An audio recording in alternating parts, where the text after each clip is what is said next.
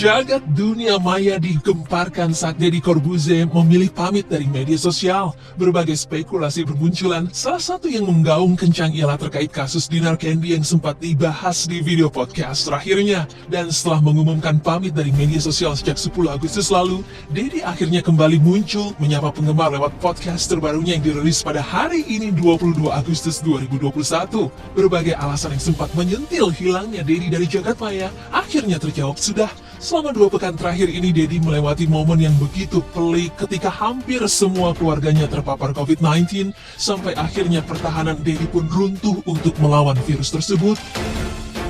Saya ngurus keluarga, yang pada saat itu keluarga itu hampir semua terkena COVID.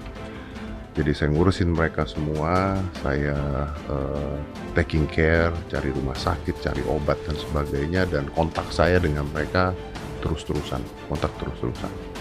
Saya pada saat itu sangat pede karena saya tahu bahwa pola hidup saya sehat. Saya juga ya prokes pada saat itu, tapi ternyata sepertinya viral load-nya saya terlalu tinggi. Lalu saya cek tiap hari antigen, dan saya ternyata COVID ketika di antigen. Oke, I don't worry, saya sama sekali nggak khawatir. Ya udah kena COVID, emang ya udahlah ya. Paling juga demam 2 hari gitu. Itu yang ada di pikiran saya karena vitamin saya full, makanan saya sehat, olahraga saya kuat. I gonna survive this, I don't care. Dan ternyata benar. Di hari setelah saya itu, terus saya PCR, saya positif. Di hari ketiga atau keempat saya swab lagi antigen ya. Walaupun ternyata antigen tuh banyak false-nya, saya antigen dengan 3 macam antigen yang berbeda-beda, saya negatif. Tanpa ada gejala, tanpa demam, tanpa semua. Jadi saya nggak negatif pada saat itu. Oke.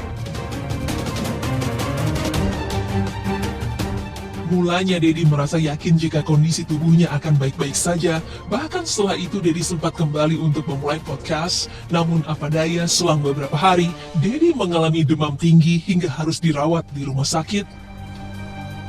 Di minggu kedua setelah saya kena dan udah negatif pada saat itu, demam saya tiba-tiba naik. Demam saya naik, malam-malam demam saya naik sampai hampir 40 pada saat itu, 39, ini udah nggak benar kalau demam seperti ini. Lalu paginya naik lagi, pokoknya tuh saya sempat ngeliat tuh sampai 40-an lebih, 41 kalau nggak salah, tapi turun karena langsung paracetamol pada saat itu. Something is wrong. Saya vertigo, muter, lalu saya CT thorax, dan ternyata ada kerusakan, hitungannya tuh 30 kalau nggak salah, 30. Saya nggak ngerti itu 30% atau 30, lalu saya diminta untuk stay di rumah sakit. Tapi saya punya oksigen masih 99. Jadi dokter pada saat itu mengatakan kalau mau stay di rumah boleh karena masih 99, tapi lihat ya dalam waktu berapa hari dan kita dikasih obat. Nah pada saat saya pertama kali kena itu saya juga makan obat. Jadi saya udah mengikuti aturan-aturan yang harusnya dijalankan. Udah oke, saya pulang, saya lupakan itu.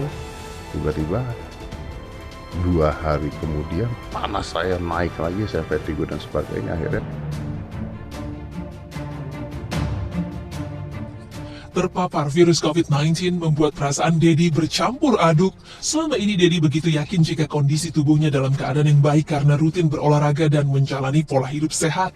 Namun malang, masa-masa kritis malah sempat dialami oleh Deddy. Di saat suhu tubuhnya mencapai 40 derajat Celcius, Deddy merasakan masa badai sitokin, bahkan paru-parunya ketika itu sudah rusak hingga 60%, sehingga Deddy harus berada antara hidup dan mati. ya dicek di CT thorax udah 60 katanya. Yang tadinya 30 naik ke 60, dan keadaannya masuk dalam kondisi momen badai sitokin, di masa-masa badai sitokin. Saya agak kaget ketika dibilang badai sitokin, karena setahu saya badai sitokin ini membuat orang meninggal, membuat orang mati gitu. Karena anak saya Aska itu quote on quote mengcovidkan dirinya supaya bisa nemenin saya di rumah sakit. Tapi that's another story yang Kalau saya cerita sedih sebenarnya. Akhirnya saya masuklah ke rumah sakit. Dan kondisinya pada saat itu panas, demam, badan sakit semua, dan kecewa. Kecewa sekali. Sangat kecewa karena saya tidak menyangka orang seperti saya bisa seperti itu. Gitu. Dengan semua yang saya lakukan, saya kecewa. Dan badai sitokin ini adalah masa kritis, di mana hidup atau mati. Gitu. Nah, saya langsung aja, itu yang sebenarnya terjadi. Makanya saya harus hilang pada saat itu. Siapa yang menyangka jika alasan dibalik hilangnya Dedi selama 2 pekan terakhir karena kondisinya yang terbaring lemas di rumah sakit? Tidak banyak yang tahu seperti apa peliknya ketika Dedi harus berjuang sembuh dari penyakit yang menggerogoti tubuhnya itu. Namun satu hal yang masih menjadi tanda tanya besar ialah ketika Dedi merasa kecewa harus mengalami masa-masa kritis di saat riwayat dirinya yang gemar berolahraga. Meski demikian, dokter menjelaskan jika kondisi tubuh Dedi yang sebelumnya rutin menjalani pola hidup sehat sangat membantu proses penyembuhan selama terpapar virus COVID-19.